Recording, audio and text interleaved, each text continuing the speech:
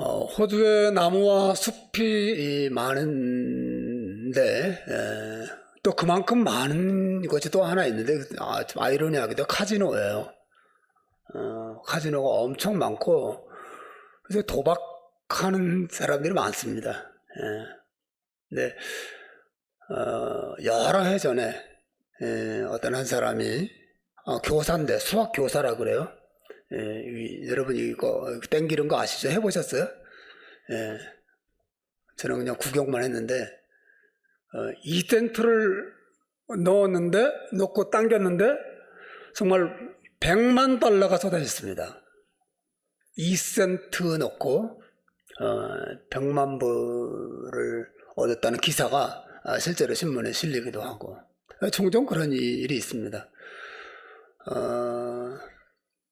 그런 일이 있을 때 우리 뭐라고 합니까? 뭐라 그러죠? 대박. 대박이 난 거죠. 2센트 넣었는데 100만 불이 쏟아지다니 이런 이 세상에 일어날 수도 없고 그죠? 꿈은 꾸지만 되게 상상할 수 없는 그런 일들이 실제로 한 사람에게 일어났어요. 여러분 오늘 본문에 등장한 한 여인의 인생에도 그런 대박이 터지는 사건이 일어나지 않습니까? 이 여자는 혈루증이라고 하는 심각한 질병을 12년 동안이나 사실 앓았는데 예수님은 옷자락을 만지기만 하는데 나았어요. 예? 이거 진짜 대박 아닙니까? 예수님은 옷자락을 그냥 만지기만 했는데 무슨 동화 같은 얘기 같기도 하고 이게 도대체 무슨 일이 옷을 그냥 만지기만 했는데 나았단 말이죠. 성경에 그런 내용이 실제로 기록되어 있잖아요. 이것은 그 여자가 가지고 있는 이 혈루증이라고 하는 병이 가벼운 그런 감기 몸살 정도였기 때문에 나은 그런 게 아니에요. 사실은 이 병은 아마도 부인병 같은데 몸에 피가 자꾸 흘러나가고 그래서 피도 부족해지고 철분도 부족해지고 그러니까 양분도 부족해지고 몸에 합병증이 생기고 그죠? 정말 심각한 상황이었고 실제로 여러분 25절 26절에 보면 이 병의 심각성을 분명히 얘기해주고 있죠. 12해를 혈루증으로 앓아온 한 여자가 있어 많은 여자에게 많은 의사에게 많은 괴로움을 받았고 가진 것도 다 허비하였으되 아무 효험도 없고 도리어 더 중해졌다. 많은 의사가 고쳐보려고 애를 쓰고 노력했음에도 불구하고 그 어떤 의사도 고치지 못했던 질병이 바로 이 여자의 이 여인의 건강 상태 병의 상태였다고 말하고 있는 거죠. 어쨌든 이 여인은 이 병을 고치기 위해서 얼마나 몸부림쳤겠어요. 오늘 본문에 말하는 것처럼 주변에 용하다는 의사는 다 찾아가서 만났을 겁니다. 그리고 그 의사들이 주는 약이란 약은 다 먹어보고 처방이란 처방은 다 사용해 봤을 거예요. 하지만 낫지 않고 도리어 더 심각해졌고 가지고 있는 재산도 다 잃어버렸다 그랬어요. 진짜 절망에 처한 것이죠. 이제 어떻게 할 길이 없는. 그런데 여인의 질병이 예수님을 만나는 것으로 고침을 받습니다. 놀라운 일이 아닐 수 없어요. 그것도 그저 예수님은 안수했다거나 그죠? 막 성령이 막 확 임했다거나 그 기적 같은 어떤 일을 통해서가 아니라 예수님 앞으로 간 것도 아니고 예수님 뒤로 가서 예수님께 통보를 드리고 만진 것도 아니고 몰래 가서 예수님 옷자락을 살짝 만졌는데도 완전히 나았다 그랬어요. 여러분 27절 29절에 보세요. 뭐라고 되어 있습니까? 읽어볼까요? 시작. 예수의 소문을 듣고 무리 가운데 기어 뒤로 와서 그의 옷에 손을 대니 이는 내가 그의 옷에만 손을 대어도 구원을 받으리라 생각함이라. 이에 그의 혈루 근원이 곧 마름에 병이 나은 줄을 몸에 깨달을 수 있었다 이렇게 기록되어 있습니다. 이 진짜 대박이죠, 그죠? 한번 따라서 해보세요. 대박. 도박이 아니라 대박. 진짜 대박 사건이 여인의 삶 속에 일어난 것이죠. 그리고 이 여인이 그렇게 만진 것은 물론 예수님을 믿는 믿음으로 그 옷자락을 만졌기 때문에 고침받은 것이죠. 여러분, 사실 이런 사건이 성경에 기록된 것은 예수님이 우리가 정말 필요로 하는 우리의 참된 치료자이시고 참된 의사라고 하는 사실을 분명히 보여주는 것이죠. 예수님 우리의 치료자이세요. 우리가 간절히 바라는 의사이십니다.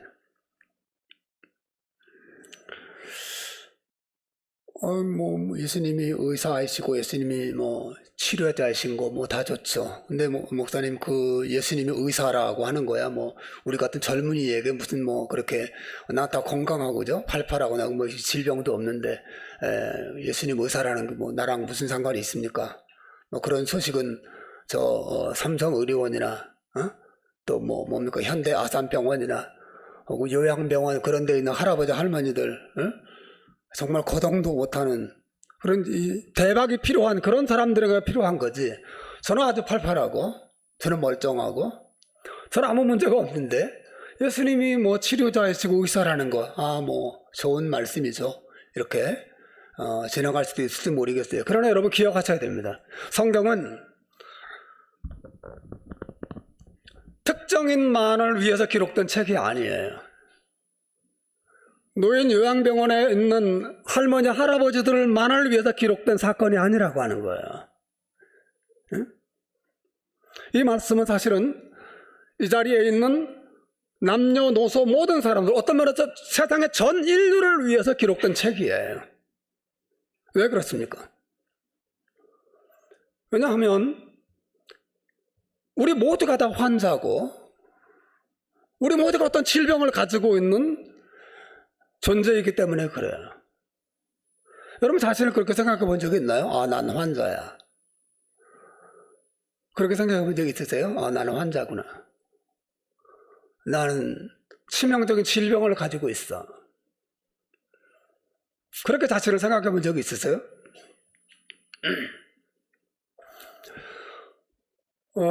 조금만 더 생각해 보면 여러분 분명히 저나 여러분이나 아픈 부분이 다 있을 겁니다. 그죠? 누군가 건드리지 않기를 바라는 누군가에게 보여주고 싫은 그런 아픔과 상처들을 가진 분들이 다 할 거예요. 나는 아픈 부분이 없습니다. 나는 문제가 없는 사람입니다. 나는 진짜 건강하고 난 진짜 정상적인 사람입니다. 라고 말하는 것은 그게 바로 질병이에요. 그렇게 생각하는 것 자체가 사실은. 여러분 명절에 어른들 찾아뵙고 인사를 하면 명절 어른들이 여러분에게 묻지 않기를 바라는 그런 문제들이 있지 않아요? 제발 안 물어봤으면.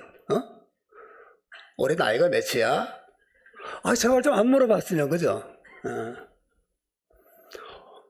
애인은 생겼냐? 대학은 언제 졸업이냐? 이런 질문들. 물어보지 않았으면 좋겠어요. 근데 모른 척하고 지나갔으면 좋겠어요. 근데 꼭 건드려, 누가. 부모님이 건들든, 아니면 일가 친척들 가운데 누가 건들든 꼭 건드려요. 그래서 명절을 정말 맞이하기 싫은.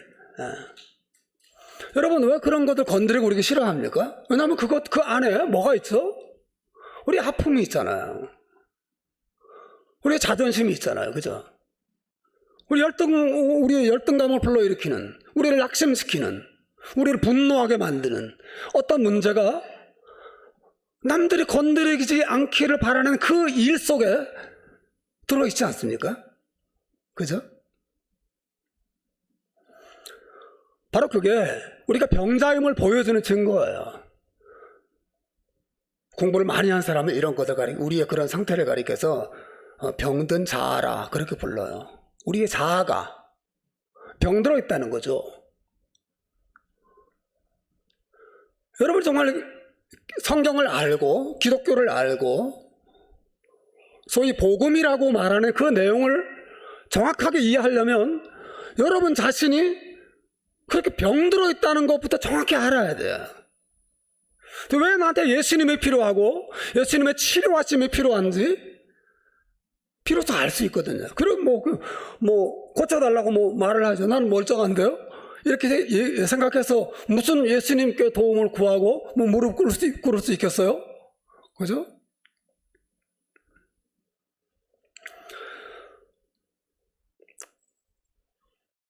제가 좋아하는 또 존경하는 팀 켈러라고 하는 목사님이 쓴 책 가운데 복음 안에서 발견된 참된 자유라고 하는 책이 있어요.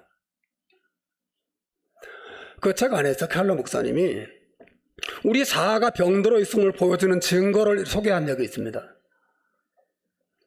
그래 이렇게 말합니다. 자막을 좀 띄울 수 있나요? 띄워지나요? 네. 제가 한번 읽어보겠습니다. 우리는 걸어갈 때 내 발가락이 얼마나 멋지게 생겼는지 의식하지 않고 걸어간다. 우리 팔꿈치가 얼마나 우아하게 작동하는지 의식하지 않고 걸어간다. 그런데 발가락이나 팔꿈치에 문제가 생겼을 때 우리는 그것을 의식한다는 거죠. 우리의 자아도 그러하다.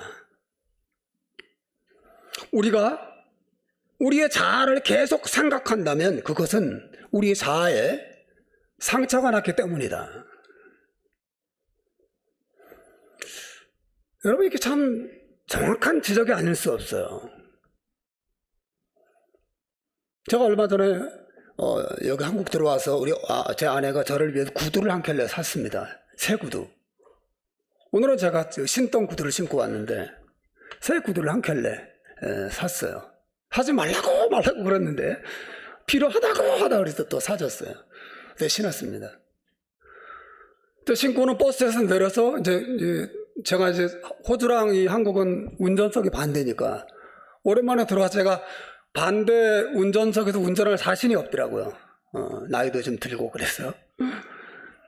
그래서 대중교통을 타고 많이 이동했는데 버스에서 내려서 한 20분을 걸어서 그 새 구두를 신고 아니나 다를까? 저는 그냥 처음에는 아무 문제가 없어서 그냥 아무 생각 없이 걸었는데 한 20분 걸으면서 어떻게 되겠어요? 예, 뒤꿈치가 뭔가 좀 느낌이 이상하기 시작한 거예요. 뒤꿈치가 까진 거죠. 그래서 아프기 시작해요. 뒤꿈치가 까지기 전에는 저는 뒤꿈치를 한 번도 생각하지 않고 걸어갔습니다. 아무렇지도 않았어요. 걸어가는데 여러분 뒤꿈치 생각하면서 건 사람 있어요? 내 뒤꿈치가 지금 혈액순환이 잘 되고 있는지, 내 뒤꿈치가 땀이 나는지 안 나는지 관심을 가지고 이렇게 걸어가는 사람 있습니까? 관심이 없어요. 그죠? 근데 뒤꿈치가 까지니까 어떻습니까? 자꾸 신경이 쓰이는 거죠. 이 뒤꿈치. 아파. 거기 문제가 생긴 거, 문제가. 여러분, 켈러가 지금 이야기하는 게 그거예요. 우리가 만일 우리의 자아를 자주 생각하고 우리의 자아를 자주 의식한다면 왜 그래요? 우리 자아에 뭔가 문제가 생겨 있고 뭔가 병이 생겨 있고 뭔가 상처가 났기 때문이라고? 그게 바로 우리 자아가 병들어 있음을 보여주는 한 증거라고 말하고 있어요. 실제로 저나 여러분이나 우리의 자아를 너무 자주 의식하면 저는 고백할 수 있어요. 그게 제 모습이에요. 우리 자신의 모습을 계속 들여다봅니다. 나는 코가 이렇게 낮을까? 그것도 자아를 생각하는 것 중 하나예요. 코가 조금만 더 높았으면. 응? 난 청소년 시절에 나 이렇게 광대뼈가 나왔지? 이거 없었으면 여학생들도 좀 많이 따라다니고 데이트도 좀 즐겁게 하고 그럴 텐데 왜 난 이렇게 생겼을까? 왜 나는 인기를 얻지 못하는 걸까? 그런 생각부터 시작을 해서 우리 부모님이 돈이 조금만 더 있었었냐고 이런 인생을 안 살 텐데 그런 생각까지 나는 성격이 왜 이럴까? 여러분 이런 고민들과 이런 불편함들이 뭐예요? 사실은 그게 바로 자아를 생각하는 모습이에요. 자기 자신의 모습이 마음에 들지 않아. 자기 자신의 모습이 다른 사람들로부터 조금 더 인정을 받고 싶어. 무슨 말인지 아시겠죠? 조금 더 자기가 빛나고 싶은 거야. 그런데 그 빛나고 싶은 조건이 자기에게 없는 거야. 힘들어. 불편해. 여러분, 그게 우리 자아의 모습을 그대로 보여지는 거예요. 그게 나예요. 그게 정상이 아니고, 여러분, 저나 여러분이나 우리 자아가 정말 건강하고 완전하고 흠이 없고 아무 문제가 없다면, 코가 높든지 낮든지 돈이 있든지 없든지 남들은 나한테 뭐라고 하든지 아무렇지도 않아요. 정상인 거예요, 사실은. 근데 나도 내가 불만이고 남이 나를 그렇게 평가하는 것도 너무 불만인 거죠. 왜 그래요? 우리 자아에 뭔가 문제가 있는 거예요, 여러분. 우리 병자고 환자예요. 어떤 말에서 장애인들이 장애인들 다.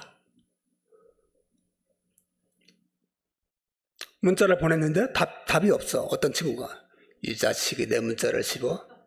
나를 뭘로 보는 거야? 여러분, 그런 그 짜증과 분노, 그게 그 누구나 다 그러니까, 그죠? 모든 사람이 다 그렇잖아요. 저도 그런데.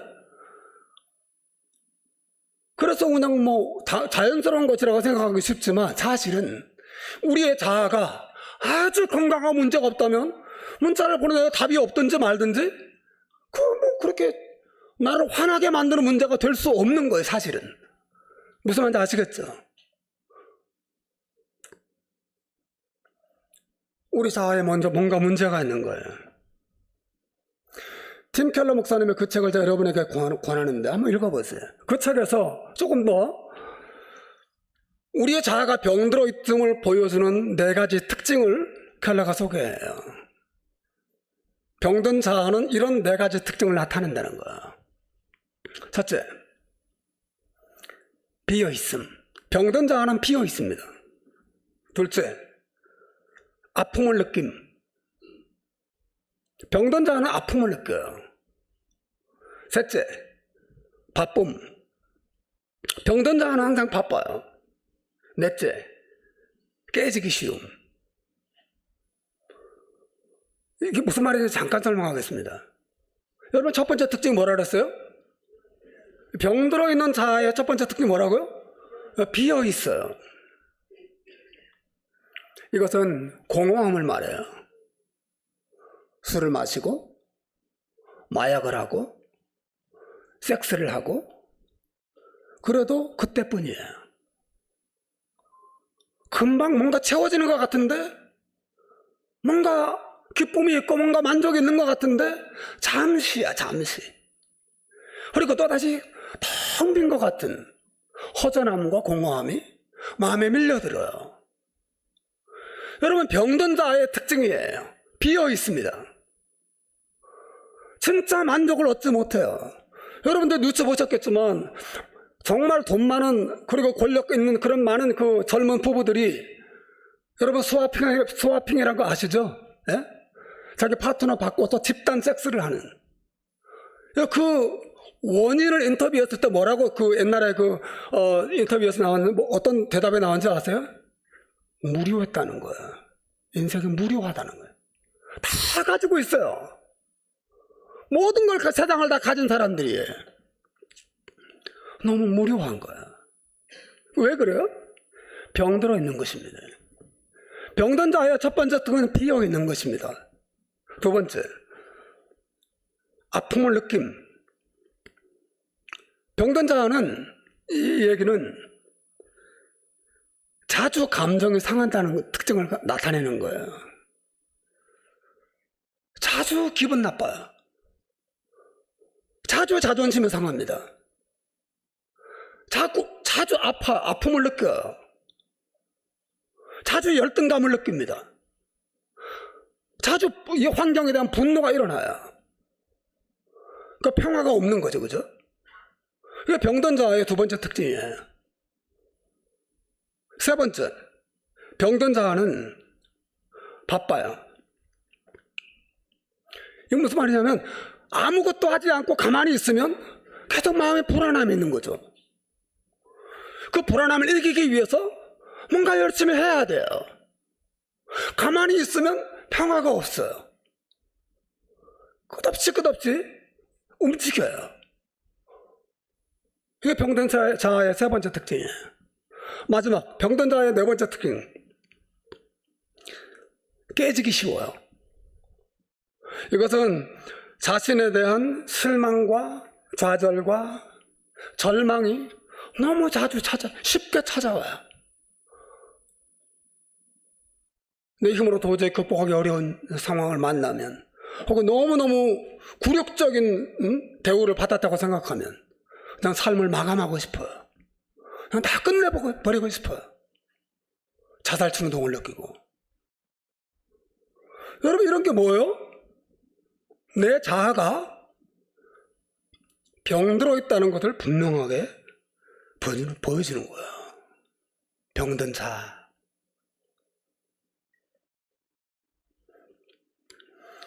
오늘 본문에 등장하는 이 여자는 12년 동안 혈루증을 앓았지만 사실 우리의 자아는 태어날 때부터 지금까지 병들어서 태어나요. 여러분, 아이를 낳고 길러보세요. 이 어린아이들이 이 네 가지 특징을 그대로 어린아이들이 가지고 있습니다. 아이들이 만족이 있을 것 같아요? 없어요. 끝없이 요구하고 또 요구하고 자기 중심, 자기 마음에 안 들면 막 집어 던지고. 제 손자도 가장 말 잘하는 말이 시도요.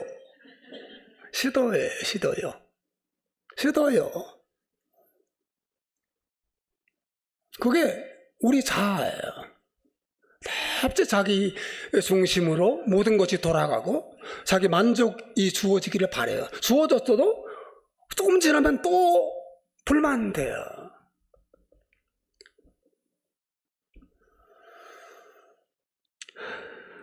우리는 사실 한평생 우리의 이 자아 때문에 못난 자, 병든 자, 약한 자 때문에 너무 힘들어하면서 인생을 보내게 됩니다.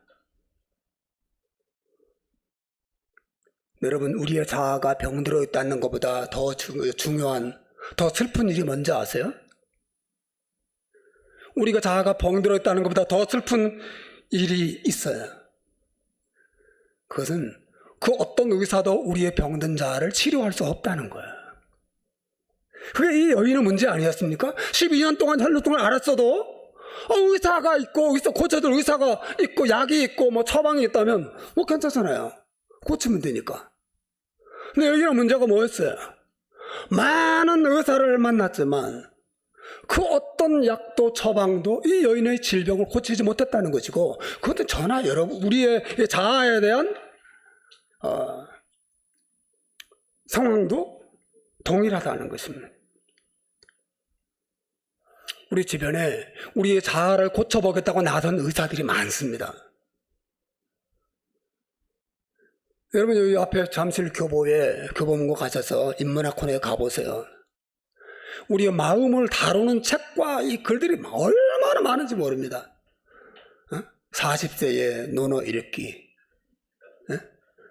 뭐 상처받지 않을 용기, 뭐 이런 거.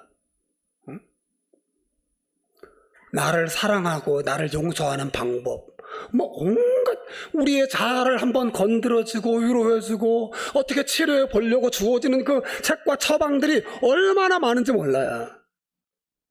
여러분, 기억하셔야 됩니다. 성경이 말하는 진리가 무엇입니까? 기독교가 말하는 진리가 뭐예요? 그냥 착하게 살아라, 그러면 하나님이 복 주시고 너희 천국 보내줄게, 그게 기독교예요? 기독교가 아니에요. 기독교는 그 어떤 의사도 우리의 병든 자아를 고칠 수 없고, 우리의 병든 자아를 진정으로 고칠 수 있는 분은 예수님밖에 없다고 말하는 것이 성경의 메시지고, 오늘 본문이 그 얘기를 하는 거예요.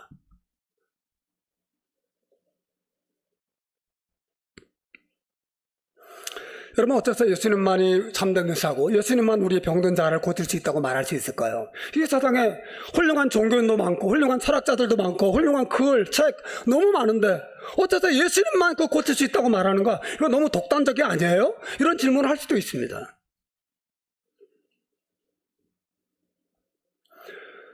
여러분 예수님만이 참된 의사인 이유는 두 가지예요. 첫째, 우리의 병든 자아는 완전한 용서가 있어야만 고쳐질 수 있습니다.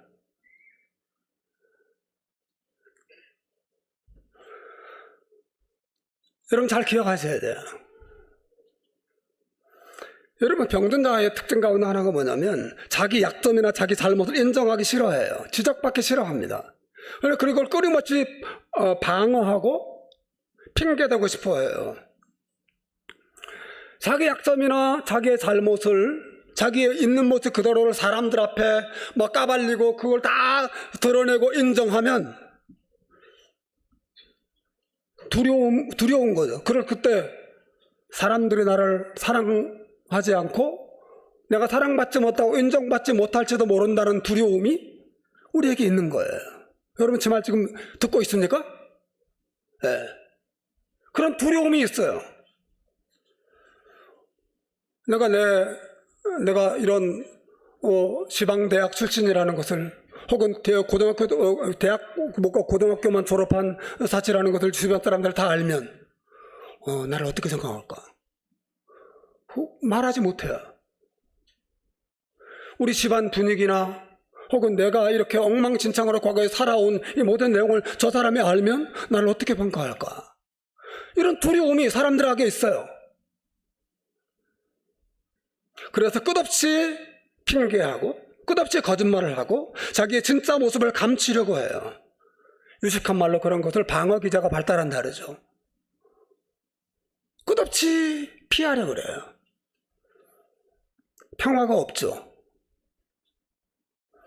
여러분 이 모든 방어벽이 언제 무너진지 아세요? 내 모든 죄와 약점과 내 모든 더러운 것들이 완전하게 용서되었다는 사실을 알고 믿게 될 때 비로소 이 방어 기제가 무너집니다. 다시 말해서 나는 원래 그런 사람이야. 나는 지방대 출신이야. 나는 고졸이야. 우리 집안은 원래 그래. 우리 집안이 그랬어. 나는 원래 모습이 내 모습이 이런 모습이야. 이렇게 인정하고 말해도 자신을 향한 사랑이나 인정이 떠나지 않는다는 사실을 확신할 때 비로소 사람은 자기를 오픈할 수 있어요. 이 사람은 실망하고 나를 떠나지 않는구나 알 때. 제가 어린 시절에 들었던 설교가 있어요. 그 설교 안에 이런 예화가 있었습니다. 지금도 아주 생생히 기억해요. 어떤 어린 아이가 어느 집에 한 아이가 있었는데 아빠가 너무나 귀하게 여기는 화병을 집에서 놀다가 탁 깨뜨렸어요.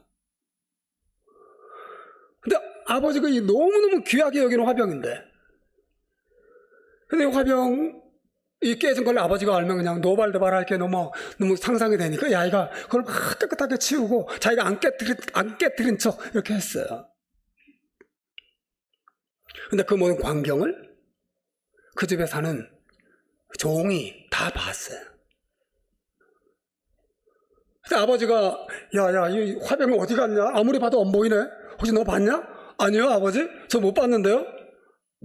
오리발을 내밀었습니다. 근데 그 모든 광경을 이 종이 다 봅니다. 그리고는 아버지가 없을 때 이 종이 이 아이를 공갈 협박하기 시작해요. 내 말 잘 들어. 너 말 안 들으면 알지? 네가 하는 짓 다 봤어. 내가 다 알아. 네가 그랬지. 너 내 말 안 들으면 아버지한테 자꾸 이른다. 이 아이는 두려움에 따라요. 그리고는 아버지가 없는 사이에 이 종이 아이에게 집안 모든 일을 시킵니다. 그래서 애는 종이 되고 종은 그 집의 자식처럼 완전히 군림하는 그런 이상한 모양이 되어버렸어요. 그렇게 한 달이 지나고 두 달이 지나는 동안 아이가 너무너무 힘들었습니다. 그러다가 결국 용기를 내요. 내가 아빠에게 말해야지. 예. 그리고 아빠에게 자기가 화병을 깨뜨렸다는 사실을 정직하게 고백합니다. 물론 당연히 참 인자하고 좋은 아버지여서 이 아이의 이 죄를 용서해 주죠. 괜찮아. 화병은 또 사면 되는데 화병보다 네가 더 소중해. 이러면서 아버지가 이 아이를 용서해 줬어요. 그 후에 아버지가 또 집을 비운 사이에 종이 와가지고는 예전처럼 똑같이 공갈 협박을 합니다. 여러분, 이 아이가 어떻게 반응했겠어요?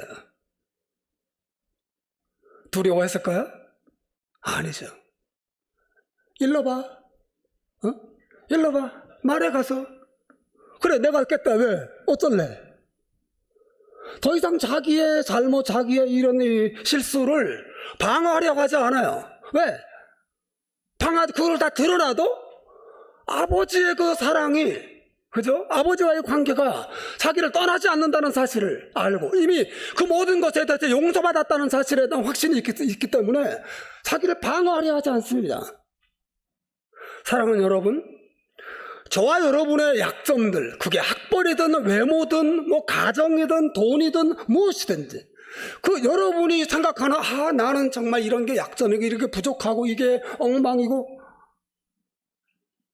그런 것이 어떤 것이든 하나님께서 그런 것을 이미 다 알고 계시고 이미 용서하셨고 그럼에도 불구하고 영원토록 여러분을 사랑하시고 여러분을 떠나지 않는다는 사실을 믿는 사람만이 이 방어 기제에서 벗어날 수 있어요. 여기를 내려놓을 수 있으면, 그래, 이게 나야. 사실은 네가 아는 것보다 나는 더 나쁜 놈이야. 하지만 하나님께서 예수님을 통해 나를 용서하셨거든. 여러분, 완전한 용서가 있는 사람만이, 완전한 용서만이 우리의 병든 자아를 사실은 치료할 수 있어요.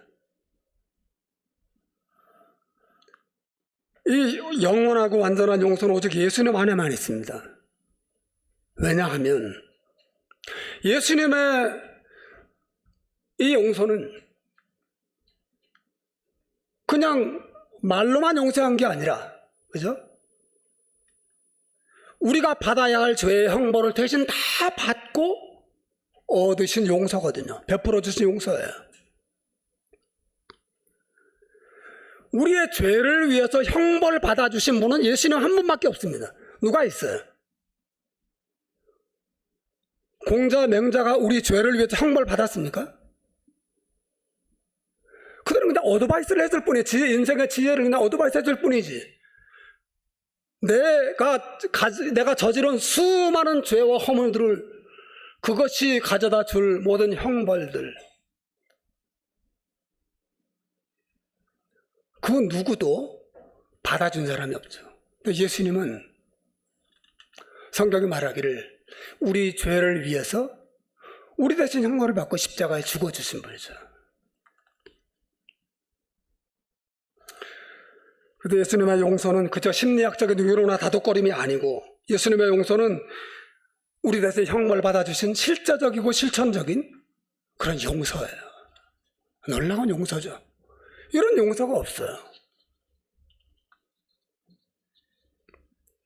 그래서 여러분, 로마서 8장 1절에는 바울이 말합니다. 그러므로 이제 그리스도 예수 안에 있는 자에게는 결코 정죄함이 없다.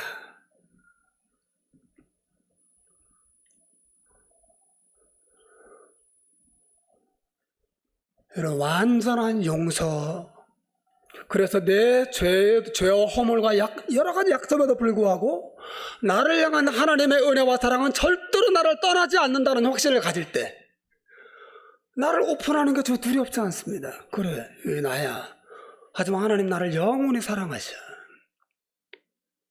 우리 자아가 안심합니다.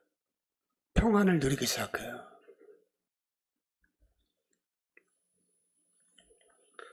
한 가지만 더 하겠습니다. 왜 예수님만이 참된 의사이신가? 제가 한 가지 말한 거죠. 예수님만이 우리의 형벌을 대신 담당하시고 완전한 용서를 주신 분이기 때문에 우리의 자아는 그분의 은혜에 의해서만 치료됩니다. 또 두 번째는 예수님만이 우리를 향한 변함없는 사랑을 주시는 분이기 때문에 그래요. 여러분, 우리 자아가 사랑을 바라죠. 그죠?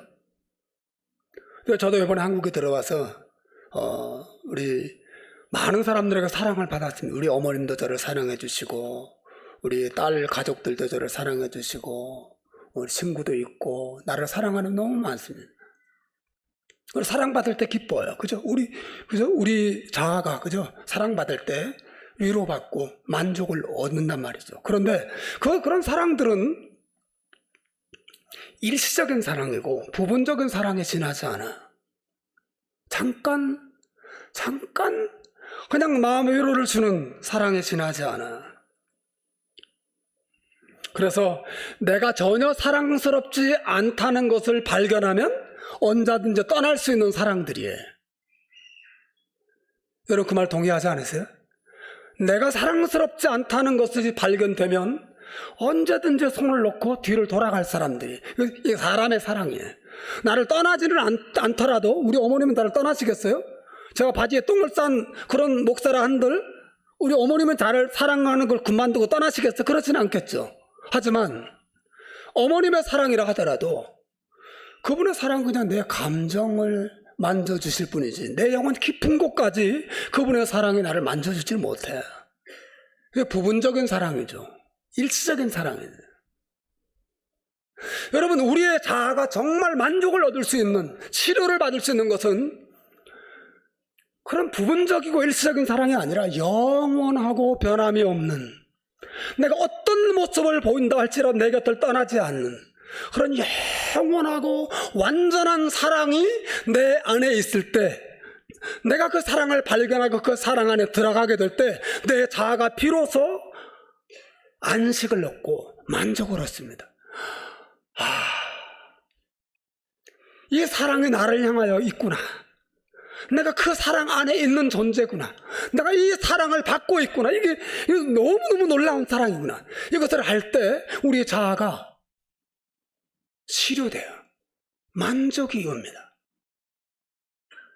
이런 사랑을 어디서 얻을 수 있어요? 어떤 의사가 이런 사랑을 줄 수 있습니까? 조건 없고 변함 없고 영원한 그 사랑. 내 어떤 모습에도 불구하고 내 곁을 떠나지 않는 그 사랑. 나를 용서하기 위해서 자기의 모든 것을 바쳐서 형벌을 받아주시고 용서를 베풀어 주신 그 사랑. 여러분, 이 두 가지가 아니면 우리의 자아는 절대로 치료되지 않습니다. 그리고 이런 사랑을 이런 용서를 베풀어 줄 수 있는 존재는 그 어떤 종교 타락 안에서도 없어요. 오직 예수 그리스도 안에만 있습니다. 그래서 예수 그리스도만이 우리 자아의 참된 의사이고 참된 치료자라고 말하는 것이에요. 성경에도 끝없이 선배들이, 선생님들이 여러분에게 예수님을 만나야 된다, 그러죠. 무슨 이게 종교적인 체험을 꼭 해야 된다는 걸 말하는 게 아니에요. 여러분의 성경 안에서 그 예수님의 인격, 정말 저 많은 인생들을 어떻게 그분이 사랑과 긍휼을 가지고 다가가셔서 그들을 품어내시고 그들을 위하여 목숨을 버리시는지, 성경에 나타난 그 예수 그리스도의 인격에 여러분의 마음에 감동될 때, 이분의 이 성경이 말하는 이 사랑이 나를 위한 것이구나라는 사실을 알게 될 때, 내 인격은 비로소 치료를 얻게 되고 평안을 얻고 힘을 얻습니다.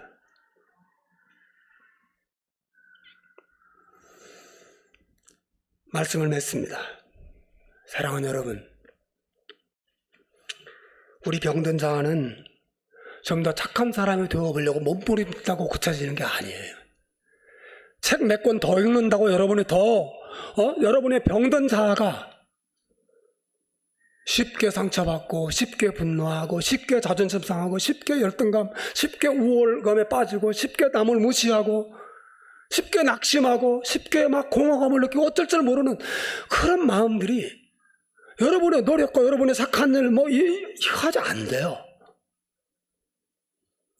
오직 우리를 사랑하셔서 세상에 오시고 피 흘려 죽으신 그분의 은혜가 여러분에게 임한 그분의 사랑이 깨달아지고 믿어질 때, 아니 더 정확히 말하면 여러분이 오늘 본문에 보니까 이 헐레증 여인은 어떻게 했어요? 믿음으로 그냥 예수님 옷자락을 만지기만 했는데 고침받았잖아요. 그죠? 똑같습니다. 여러분이 믿음으로 그 십자가에 달린 그 하나님의 아들을 믿음으로 그냥 바라보기만 해도 치료가 일어날 줄로 믿습니다. 치료가 일어나는 거예요. 저 하나님의 아들이 나를 위해서 죽어주셨구나. 영원한 하나님의 아들의 피가 나를 위하여 흘려졌구나. 그분이 나를 이렇게 사랑하셨구나. 이 믿음으로 그분을 바라볼 때 그 순간 놀라운 치유가, 그리고 그분의 은혜와 사랑이 내 어떤 모습에도 불구하고 떠나지 않고 너 실망했다. 너 어떻게 그럴 수 있냐. 주님이 이렇게 나를 떠나지도 않으시고 변함없이 내 곁에서 나와 함께 내게 은혜를 베푸시면서 기억이 나를 영원한 영광으로 데려다 주실 것이라고 하는 이 믿음이 여러분에게 생길 때, 정말 예수를 알고 예수의 은혜가 여러분의 영혼에 임할 때, 그 누구도 그 어떤 의사도 고치지 못했던 놀라운 치료의 능력이 여러분의 인격 속에 또 삶 속에 나타나게 될 줄로 믿습니다. 저나 여러분이나 좀 더 건강해진 예수님이 계속 우리를 고쳐주세요. 계속 새롭게 하십니다. 더 건강한 모습으로 만나게 되기를 주님의 이름으로 축복합니다. 기도하겠습니다.